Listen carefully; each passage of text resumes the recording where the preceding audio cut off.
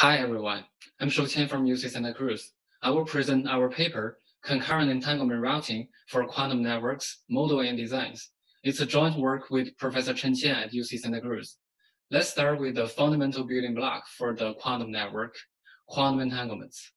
A quantum entanglement is a state correlation of two particles, or called qubits.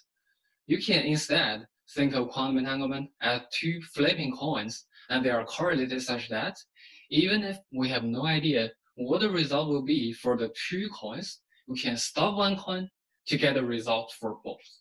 Besides, the entanglement is preserved even if they are separated by a large distance. Quantum entanglement enables perfectly secure data transmission. This is achieved with the help of classical communication. A more complicated version is also available to teleport the quantum state of a particle, called quantum teleportation. Besides, remote quantum key distribution and other applications are enabled by the quantum entanglement. The workflow of building an entanglement via repeaters is as follows. First, local entanglements are built over the optical fiber.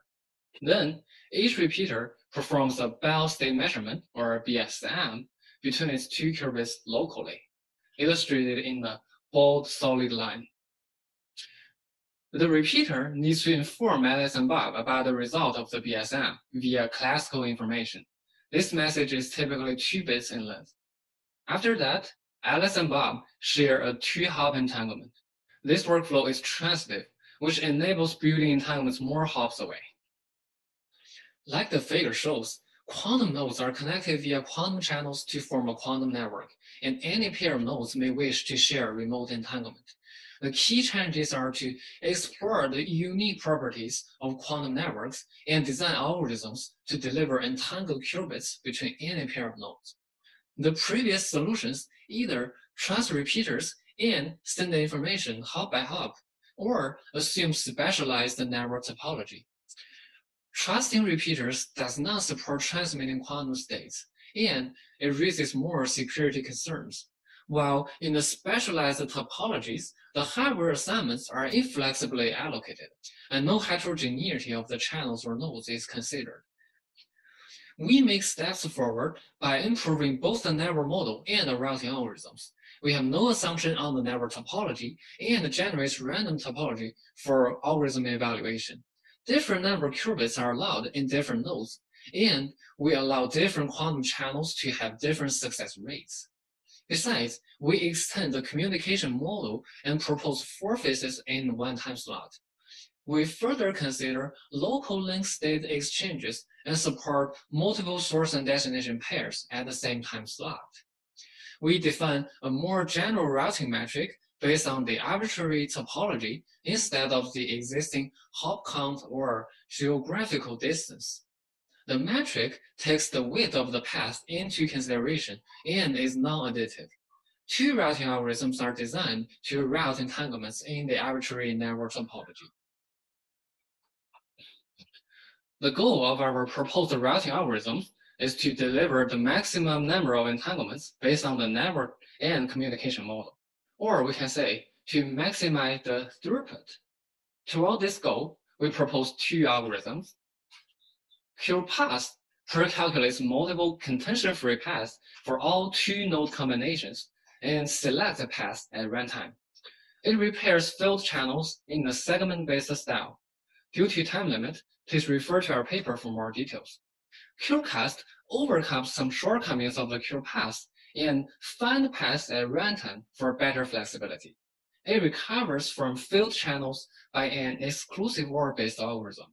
We will focus on QCast. The workflow of QCast is as follows. In phase 1, nodes are informed to build entanglements between node 4 and node 14, and node 3 and node 11.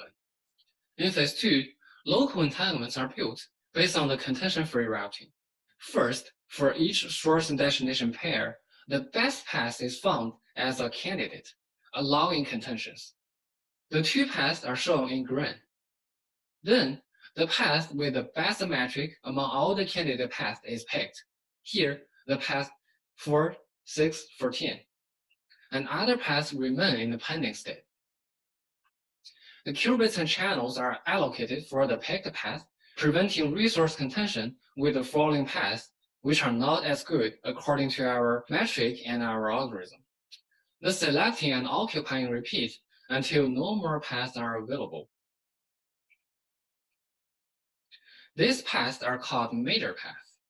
After major paths, partial paths are found and allocated with resources to recover from entanglement fields for previously selected major paths, as shown in black.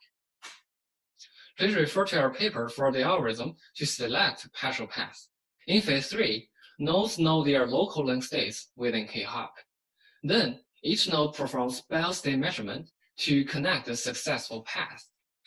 Due to the recovery algorithm, links 5.8 and 12.11 are fixed by the partial path. We claim the following challenges in designing algorithms for link failure recovery. The link states are both static and dynamic because the network topology, including the nodes, channels, qubits, and their interconnections, is rather stable and is publicly known by all nodes. This guarantees all nodes agree on the same path selection and perform consistent qubit assignments in phase 2. However, the entanglement on each quantum channel succeeds probabilistically, not predicted by any means. This requires a link state sharing among neighbors in phase 3 and do BSMs accordingly in phase 4. In phase 3, each node knows the entanglement results and exchanges this information within K-hop. These states may not be exchanged across the whole network because the established entanglements decay fast. For all related nodes, the decisions for how to perform BSMs to recover the failed channels should be consistent. Based on the limited view of link states, while no more interaction is allowed, please refer to our paper for detailed designs. For evaluation, we implement QPath and QCast and compare them with two more algorithms, Greedy and SLMP. We evaluate the algorithms on throughput and see how path recovery algorithms contribute to throughput. The network topology is generated from many parameters, and we set forth a reference setting and change one parameter at a time to reduce the parameter scan space to a decent one. A graphical interface is developed to monitor the routing process. This figure shows the cumulative distribution function of throughput for QPath, QCast, Greedy, and SLMP under the reference setting. The throughput results are calculated in terms of entangled bits per time slot, or EPS. QCast shows great advantages over other algorithms and outperforms the QPath about 4 EPS. QCast is also the most reliable because it seldom delivers less than 5 EPS. We evaluate the scalability of the routing algorithms with the size of the network N.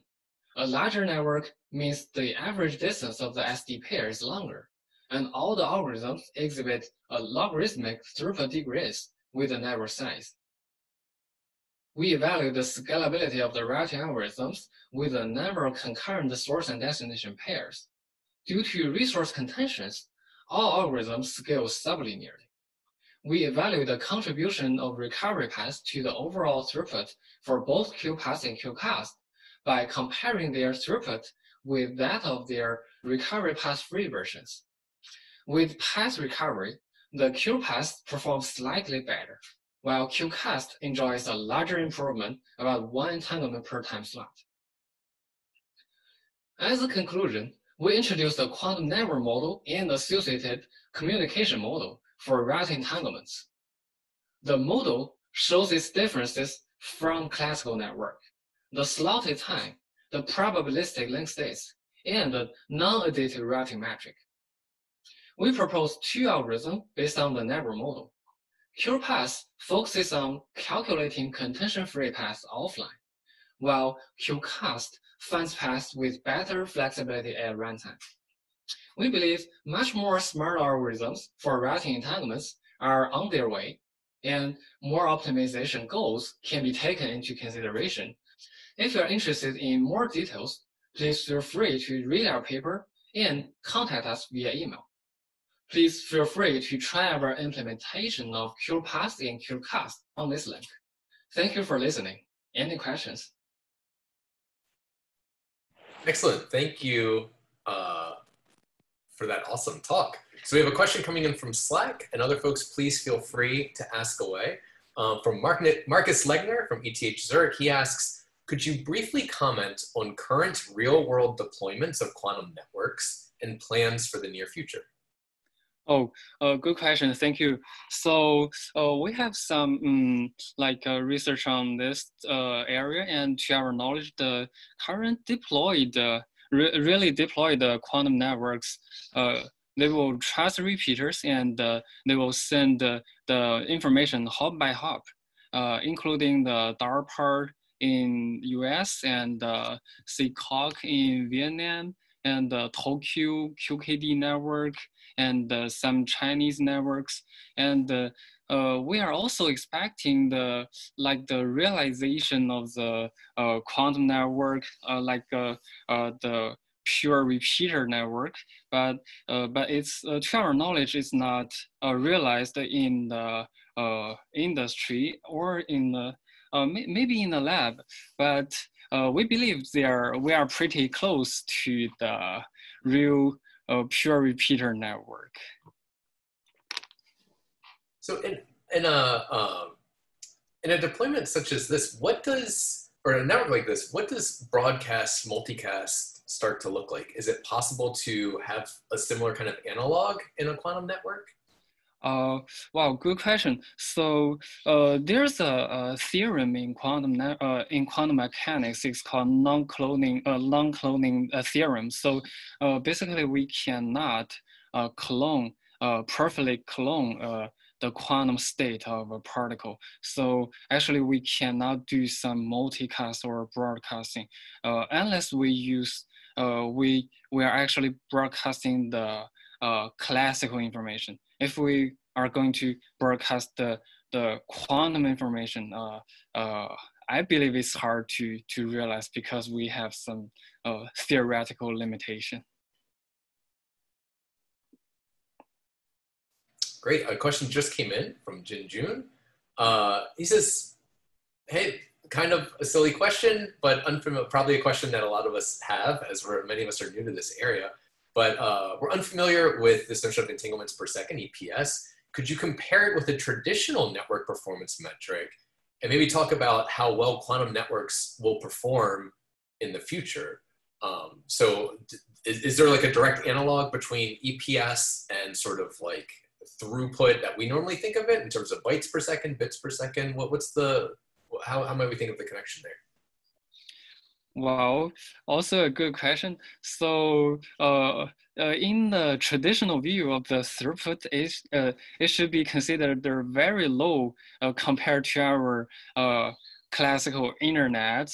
We get megabytes, gigabytes per second, or even larger bandwidth. But for the quantum entanglement, the EPS is entangled qubit pair per second, per time slot. So basically, a time slot may be 1 minute or on that scale, and it's definitely not one.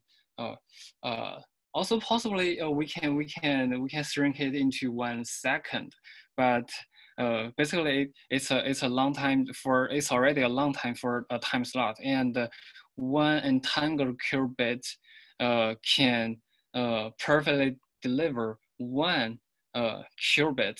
So if we encode 1 classical bit into 1 qubit, we get 1 bit per time slot if we get 1 EPS. So it's very low compared to the classical network.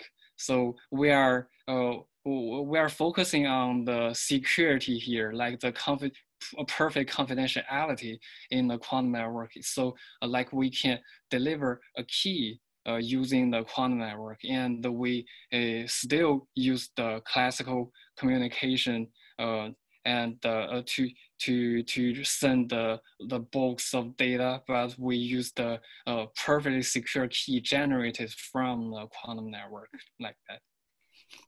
Yeah, so if you were using this for a one-time pad, then it's equivalent to sort of 1 bit per second, I guess. But alternatively, you could do this, establish a key, and then use some key generation algorithm, and then that could happen potentially offline. Wonderful. Thank you. Yes. Shu-Chan, thank you so much. That was a fantastic talk. Thank you for the questions. Anybody else who wants to follow up, please follow up in Slack. Let's keep the conversations going. Thank you, Shu-Chan. That was really an interesting talk. Let me ask you a few questions. First, this measurement, EPS, this throughput measurement, can you tell us a little bit about how that compares to, let's say, more traditional networking measurements, and give us some idea of the real scale of that time, those time slots? Okay, good question. So this question is also asked in the previous track. And what I'm going to see about the EPS is it's short for the entanglement, entangled bits per time slot. So compared to our classical network, it's a very like a small bandwidth cut, because we have like 10 EPS, but it's about 10 bits, 10 entangled bits per time slot. So it's very, very small compared to our traditional network, like we have gigabits per second, or some powerful NIC and powerful network. So we consider using the quantum entanglement to deliver the security key, and you still use the traditional communication to send the large bulks of data, and you just use the key from the quantum network. I see. Okay. And can you tell us? Can you give us some indication of you know, the actual progress to date on building actual quantum hardware and quantum for networking? That is, you know, do they exist, or are they right now just on paper? Well, so to our knowledge, there are existing quantum networks, but the existing quantum networks rely on a slightly different model compared to us, because they trust the repeaters. That means the repeater can store the entangled states into its quantum memory. And in that way, it's not a direct entangle between the source and destination. And under this model, there are available many systems are available, including the DARPA's SIGCOMM Vietnam QKD network and Tokyo QKD network, and there are also some quantum networks in China. Have you had access to any of this hardware while you're doing experiments, or are you doing it entirely with simulation? Unfortunately, we didn't get a chance into that. But anyway, if we get access to that, we can still it's still not consistent with our network model. So we after all need to simulate. Yeah. I see. Okay.